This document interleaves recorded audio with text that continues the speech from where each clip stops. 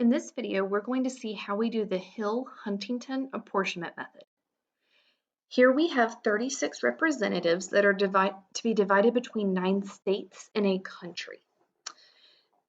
And so we start off pretty much the same as the other apportionment methods. We start off by summing our populations to get our total population, and then we take our total population and divide it by the 36 representatives to get our standard divisor.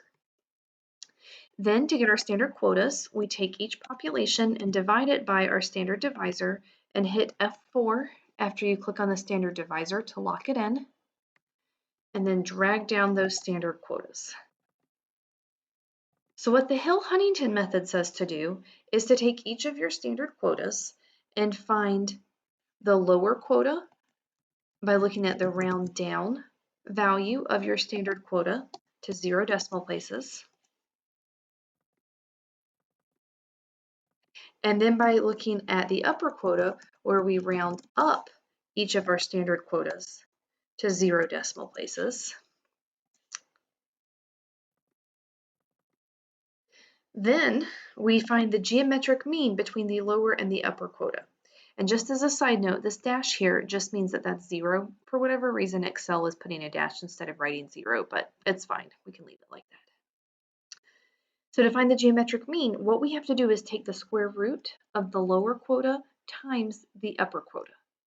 So we do this by hitting equals SQRT. The SQRT function in Excel is the square root, and then click on your lower quota times your upper quota. Close parenthesis, enter. Drag that down.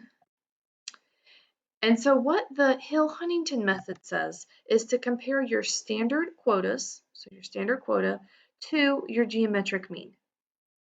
If the standard quota is smaller, then you set the representatives assigned to be the lower quota. If your standard quota is larger, then you set it to be the upper quota. So for instance, in this first one, our standard quota is 0.81, our geometric mean is 0, so we would assign the upper quota, which would be 1.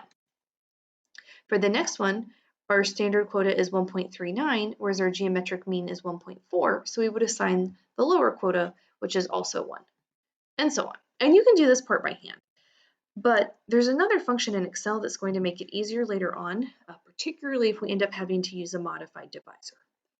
So I'm going to have Excel do an if statement where it's going to make this decision for us. So I'm going to do equals if parenthesis, and then I want it to look at the standard quota and see, is it less than my geometric mean? If my standard quota is less than my geometric mean, then I want Excel to set the value to be the lower quota. If it's not, then set it to be the upper quota. So again, the if statement saying equals if parenthesis, click on your standard quota. If your standard quota is less than your geometric mean, if that's a true statement, then we set it to be the lower quota. If it's false, then we set it to be the upper quota. So in the if statement, it's our decision in the first spot. So we're trying to see is standard quota less than the geometric mean, comma. Then what happens if it's true? So if the standard quota is less than, we use the lower quota, comma, and then what happens if it's false? So if the standard quota is bigger, then we use the upper quota. And hit enter, and Excel is going to go through that whole logical process for us, which saves us some time. So now let's sum our representatives assigned using Hill-Huntington. It only summed to 36, or 35, we need to assign 36 representatives. So we're going to have a modified divisor. So I'm just going to start with a modified divisor. Our standard divisor was 111111.11, so I'm just going to go with something slightly less than that at 100. So it worked, right? So at 11,000, which is a little bit less than the 11,111.11. So the easiest way to work with a modified divisor in this case, since we have so many formulas going on, is to actually just change our formula for the standard quota.